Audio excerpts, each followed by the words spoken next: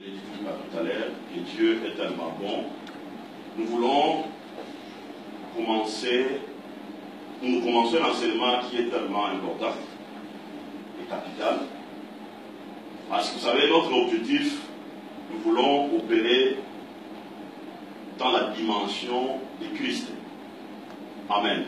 Amen. Parce que la Bible déclare qu'il faut que nous puissions atteindre les statuts parfaits de Christ, de grandir dans la dimension de Christ pour atteindre la perfection.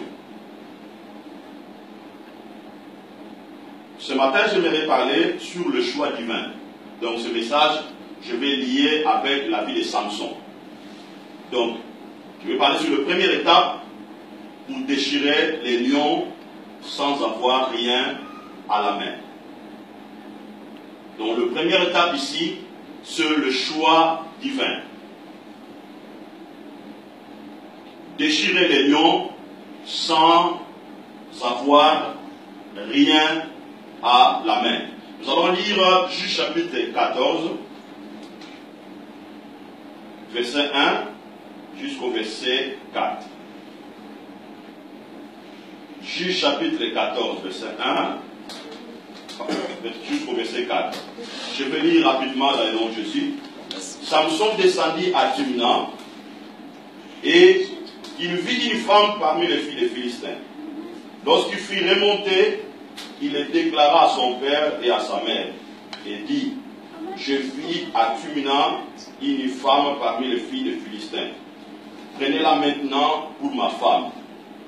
Son père et sa mère lui dirent: y a-t-il point de femme parmi les filles de tes frères et dans toute notre peuple, que tu ailles prendre une femme chez les Philistins qui sont incirconcis? Et Samson dit à son père: prends-la pour moi, car elle me plaît. Verset 4. Son père et sa mère ne savaient pas que cela venait de l'Éternel, car Samson cherchait une occasion de dispute de la part des Philistins. En ce temps-là, les Philistins dominaient sur Israël. Ainsi dit la parole du Seigneur. Amen. Amen. Écoutez, bien aimés, nous savons bien que la parole de Dieu, elle est révélée, elle est pleine de révélations. Amen. Dans cette parole de Dieu, nous voulons aller chercher la révélation dans la révélation. Amen. Dans cette parole, nous voulons aller chercher la révélation dans la révélation. Parce que la parole de Dieu, c'est une révélation. Mais, par le Saint-Esprit, nous devons être capables d'aller chercher la révélation dans la révélation à chaque fois que nous méditons la parole du Seigneur. Alléluia. Bien, écoutez-moi bien. Il y a des gens qui résistent dans le monde, dans les affaires, dans le mariage, dans les relations, non pas parce que ces personnes sont des saints ou sont des justes, mais c'est parce qu'ils honorent et respectent le principe qui amène à la réussite. Je répète, il y a des gens qui résistent dans le monde, dans le domaine des affaires, dans le mariage, dans les relations, non pas parce que ces personnes sont justes. Amen. C'est parce que ces personnes respectent ou honorent le principe qui amène au succès. Vous savez, lorsque j'ai commencé ma vie chrétienne, c'était pas seulement moi, mais j'avais aussi d'autres amis et d'autres frères. Souvent, on se posait des questions. Mais comment les gens qui sont dans le monde, qui ne prient pas Dieu, qui ne servent pas Dieu, mais comment ils résistent? Comment ils arrivent à atteindre le succès? Et lorsque j'ai grandi, et j'ai compris que c'était une question que je posais avec tant d'ignorance. Alléluia. Et lorsque j'essayais de pousser ma connaissance plus loin, je sais comprendre que si ces gens-là arrivent à atteindre le succès ou la réussite dans le domaine du mariage, ou dans le domaine des affaires, ou dans le domaine des relations, ou dans d'autres domaines, parce que ces gens-là respectent et honorent le principe, ou des principes. Alléluia. Samson, il a été choisi par Dieu et oint pour délivrer le peuple d'Israël sous la domination des Philistins. Parce que la Bible déclare que le peuple d'Israël avait désobéi aux lois de Dieu. Le peuple d'Israël n'avait pas honoré le principe de Dieu. Et la Bible déclare que le Philistin avait profité de cette désobéissance pour essayer de dominer sur le peuple d'Israël. Et pendant cette période, Dieu va choisir Samson.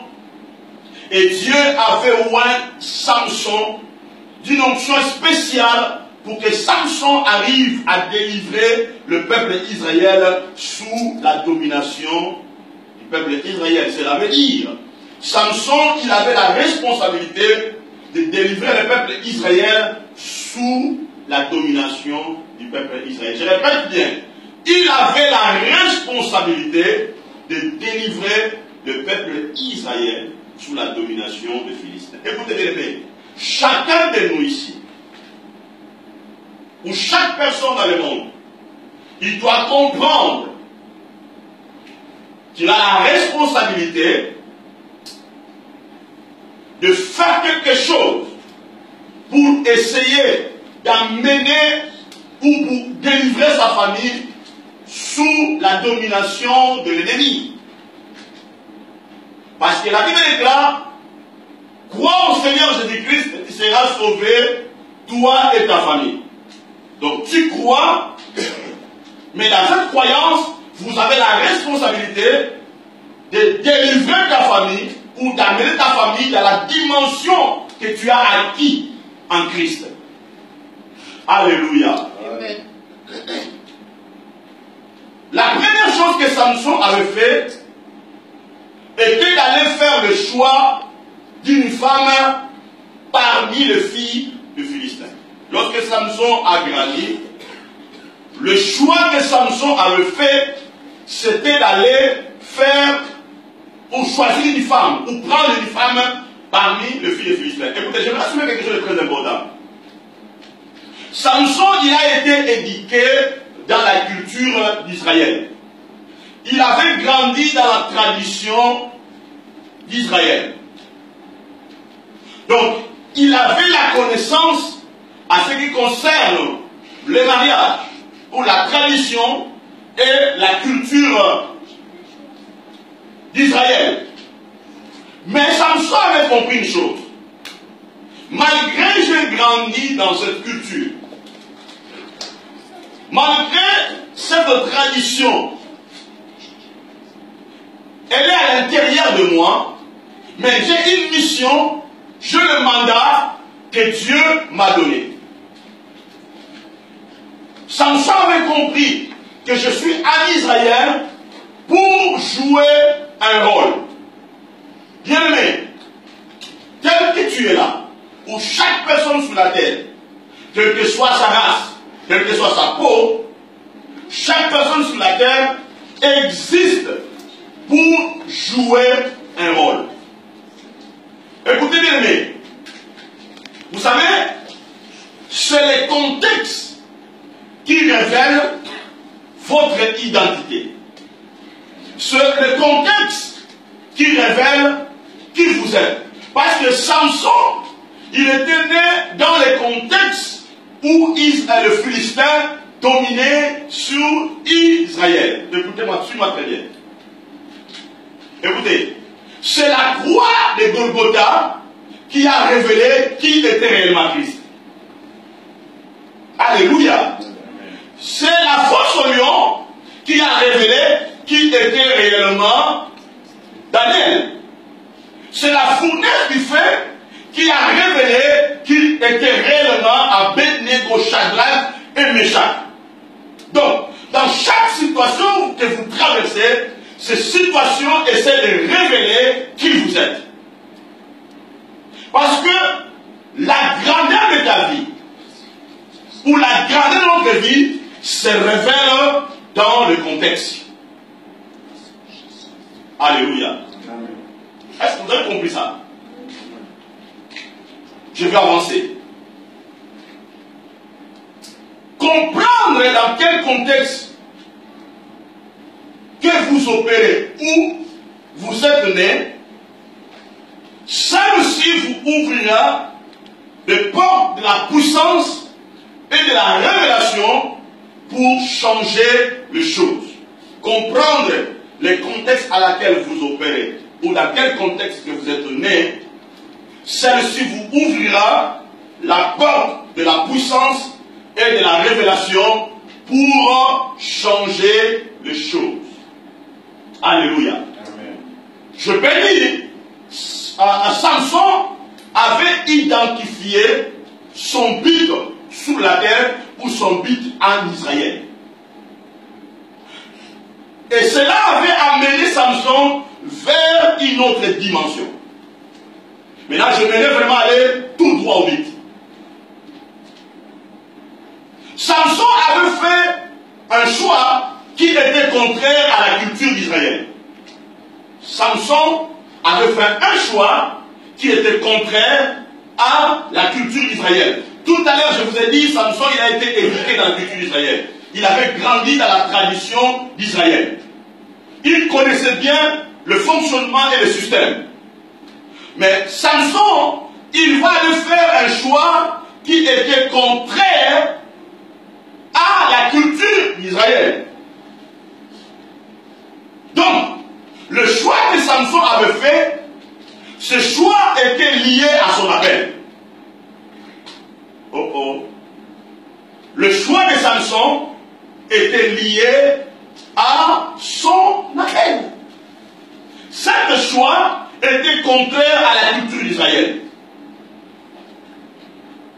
Mais le choix que Samson va le faire pour aller prendre une femme sur le Philistin, ce choix était lié à son appel. Parce que derrière le choix de Samson, il y avait des mystères. Parce que c'était ce choix-là qui allait provoquer la puissance de Dieu pour la délivrance d'Israël. Écoutez bien, si tu veux réussir dans la vie, si tu veux avancer dans la vie, si tu vas atteindre une autre dimension dans la vie, il faut faire un choix qui est lié à ton appel. Ne fais pas le choix selon les expériences culturelles ou selon la tradition de votre pays ou de votre famille. Tu vas échouer. Il faut faire un choix qui est lié à ton appel. Samson avait fait un choix qui était lié à son appel. Alléluia. Amen. Chose importante, la Bible déclare, lorsque Samson, il est allé à Timna, il a vu une femme, et il revient innocent à son père. Écoutez, je très bien. Le choix, il n'y avait pas les activités charnelles dans le choix de Samson. Il n'y avait pas des activités charnelles dans le choix de Samson, pardon. Il n'y avait pas.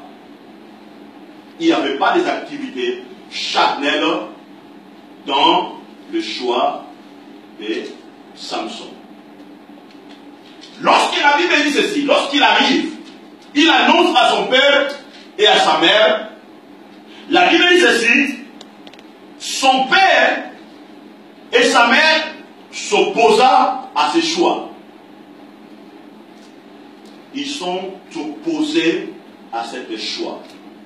Ils ont dit à Samson, est-ce qu'il n'y a pas de femme parmi les filles de deux frères ici?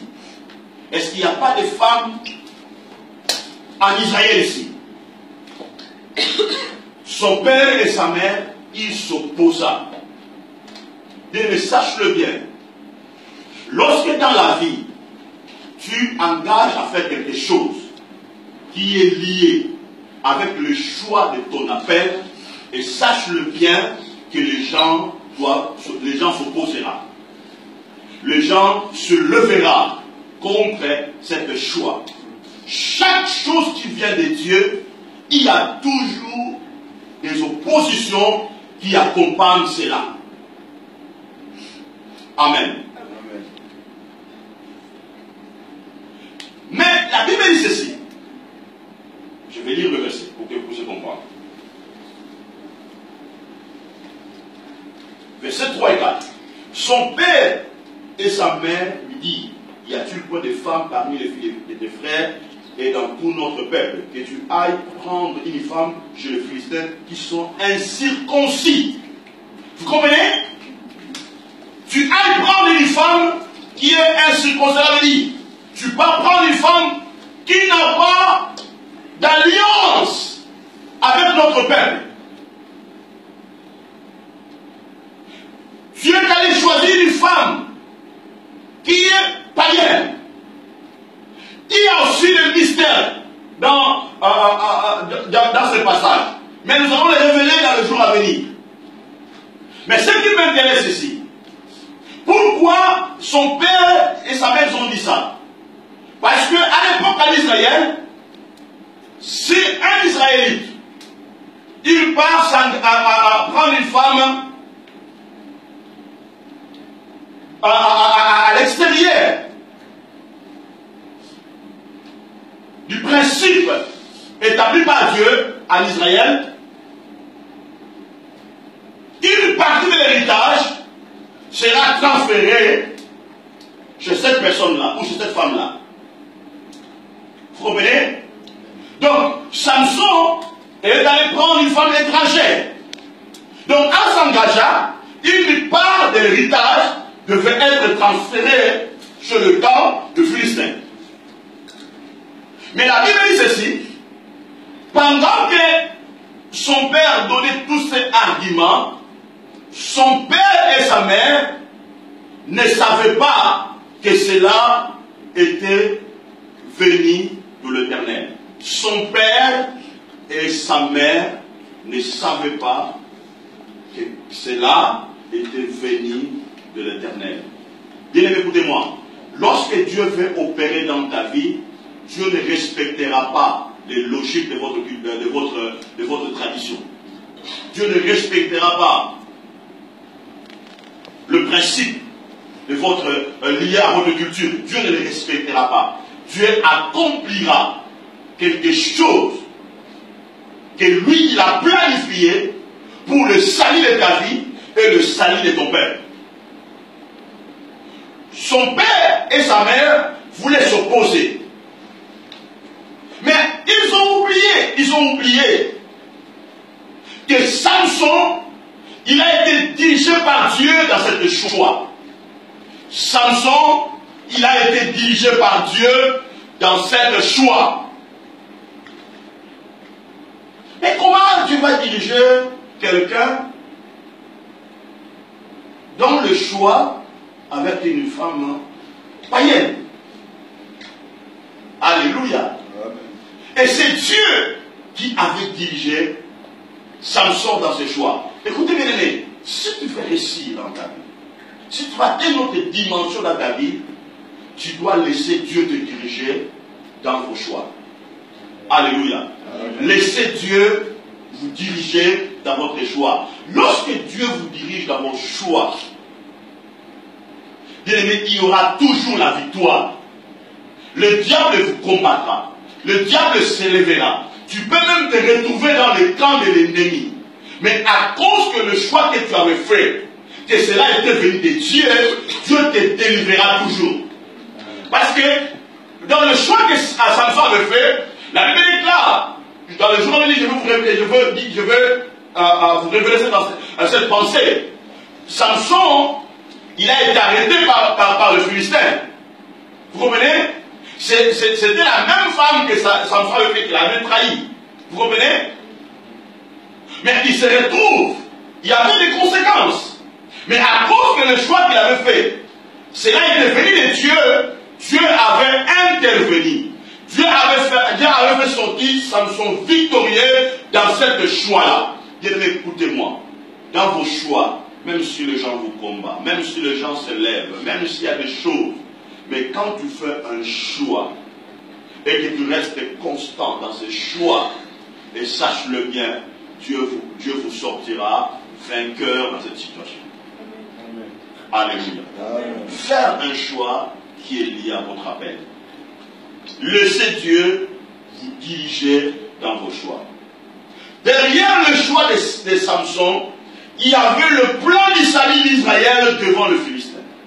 Derrière le choix de Samson, il y avait le plan du salut pour la délivrance d'Israël. Mais son père et sa mère ne savaient pas qu'il y avait le plan du salut derrière le choix de Samson.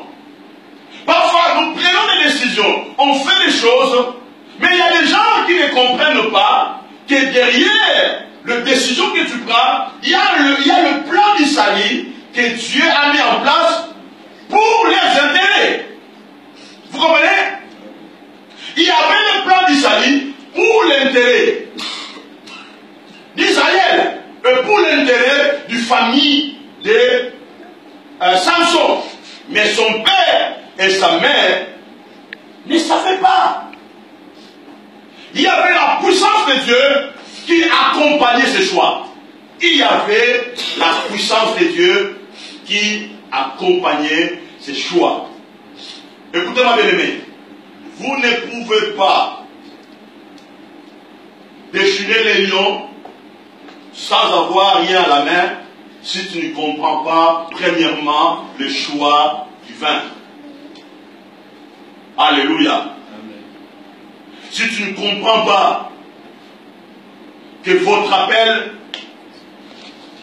est lié avec le choix que tu fais. Parce que Samson ne pouvait pas déchirer les lions. Si son choix était lié avec sa tradition et sa culture. Vous comprenez?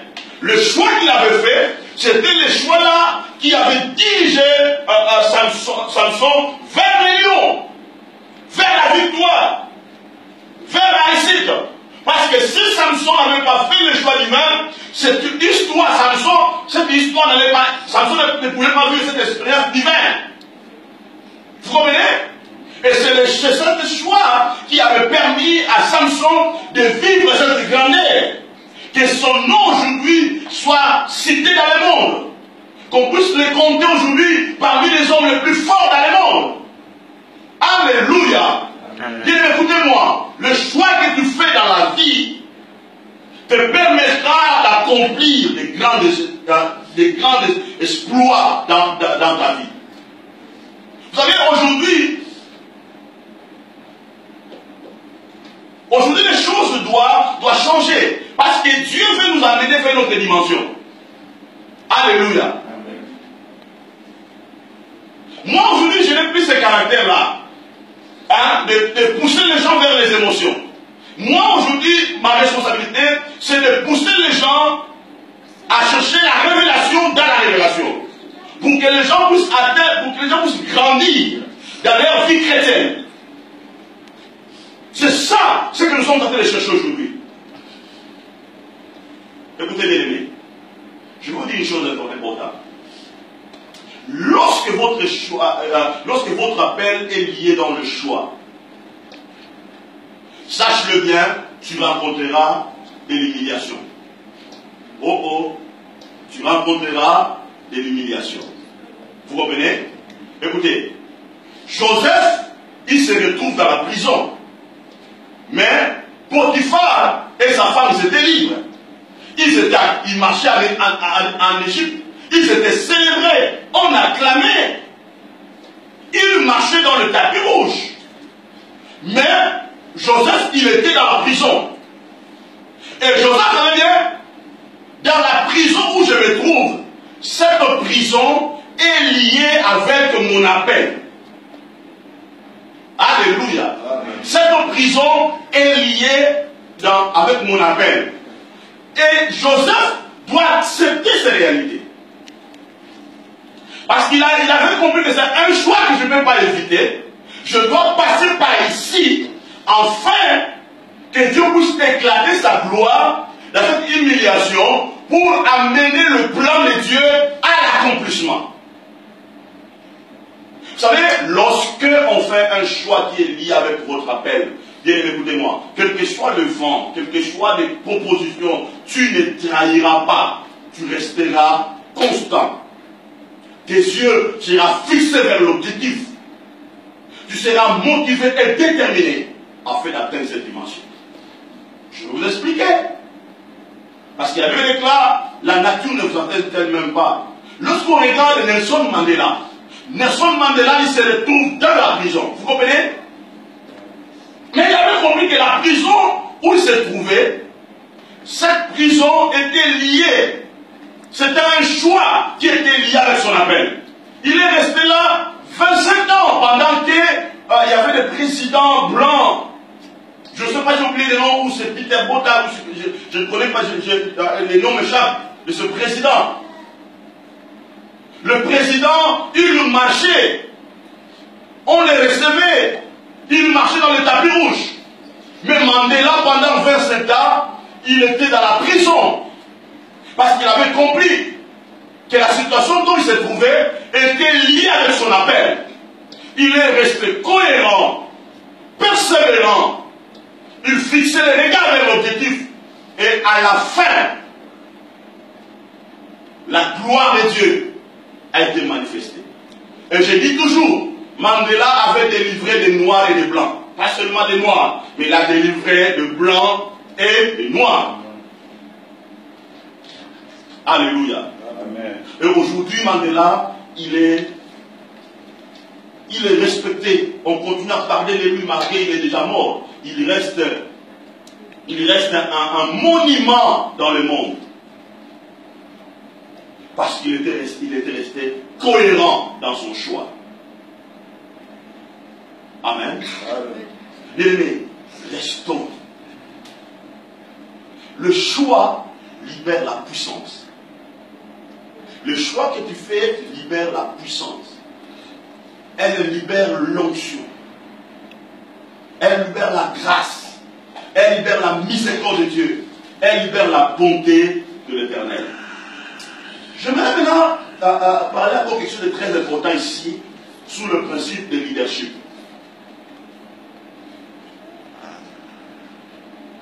Il y a un mystère de leadership dans le verset 4. La Bible déclare, son père et sa mère ne savaient pas que le choix de Samson venait de l'Éternel. C'est pour cela il s'opposa. Écoutez-moi, Samson, il était un grand leader. Je vais vous expliquer qu'est-ce qu'un leader. Un leader, c'est quelqu'un qui montre aux gens le chemin par sa vision. Un leader, c'est quelqu'un qui montre le chemin par sa vision. Il y a des choses qui accompagnent un leader. Un leader, il montre les gens le voie, le chemin, mais il y a deux choses, il y a deux dimensions. Il y a une dimension de la vie, il y a une dimension de la vérité qui accompagne un leader. Un leader, c'est quelqu'un qui donne la vie aux gens. Un leader, c'est quelqu'un qui montre les gens la vérité, afin que les gens soient affranchis de l'ignorance. Vous comprenez? C'est pour cela que Christ étant un grand leader, il a dit, vous connaîtrez la vérité, et la vérité vous affranchira. C'est ça un grand leader. Un leader, il délivre les gens, il tire les gens de l'ignorance pour les amener vers la vie. C'est ça un leader. Un leader, il montre aux gens l'avenir dans le présent. Un leader, il montre aux gens l'avenir dans le présent. Dieu, il délivre le peuple d'Israël. Il t'a vu Moïse comme un leader. Il a dit, conduit le peuple au Canaan. Vous comprenez? Il leur montre l'avenir. L'avenir, c'est où? C'est le Canaan.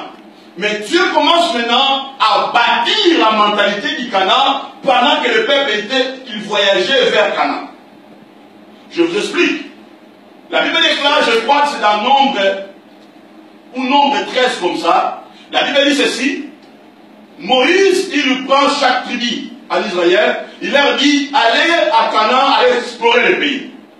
Vous comprenez? Et après, viens me rapporter le rapport de tout ce que vous avez vu là-bas. Ça, c'est un leader. Il amène les gens vers l'avenir. Josué, tout ça, Caleb, tout le monde, ils sont allés. Ils ont exploré Canaan et ils rentrent. Donc, ils ont vu l'avenir et ils rentrent dans le présent. Vous comprenez? C'est ça un grand leader. Un leader, il bâtit les gens, il construit les gens, il montre les gens à l'avenir, afin que les gens soient motivés par rapport à l'avenir. C'est pour cela que Christ a dit ceci. Celui qui persévérera jusqu'à la fin, il sera sauvé. Ça veut dire, il nous montre l'avenir. Il dit, la gloire du deuxième temple sera plus glorieuse que le premier temple. Donc, il nous montre l'avenir, afin que nous soyons motivés par rapport à l'avenir. Ça, c'est un leader. Un leader, il bâtit le futur dans le présent. Je vais lire un peu, permets-moi de lire un peu, page 48 dans le livre, c'est 5 questions pour changer sa vie. Il y a quelque chose que je peux parler sur un leader. Page 49. Un leader exerce son pouvoir dans la légitimité, dans la justice, avec exactitude. Il est passionné pour les autres et change leur vie par ses idées progressistes. Un leader sait où amener les gens, en leur donnant l'inspiration et en leur motivant à prendre de bonnes directions. Je vais sauter. Un leader, c'est un visionnaire qui sait où il va. Un leader est quelqu'un qui anticipe la gestion des choses à venir, dans le présent. Un leader, c'est un stratège dans la capacité de chafauder des plans pour la réussite et l'avancement de sa communauté, de son peuple, de son entreprise et de sa famille. Donc Samson, il est un grand leader. Maintenant, il y a quelque chose de très important que j'ai appris dans cette histoire. C'est comme si il y avait des pièces manquantes dans ma connaissance.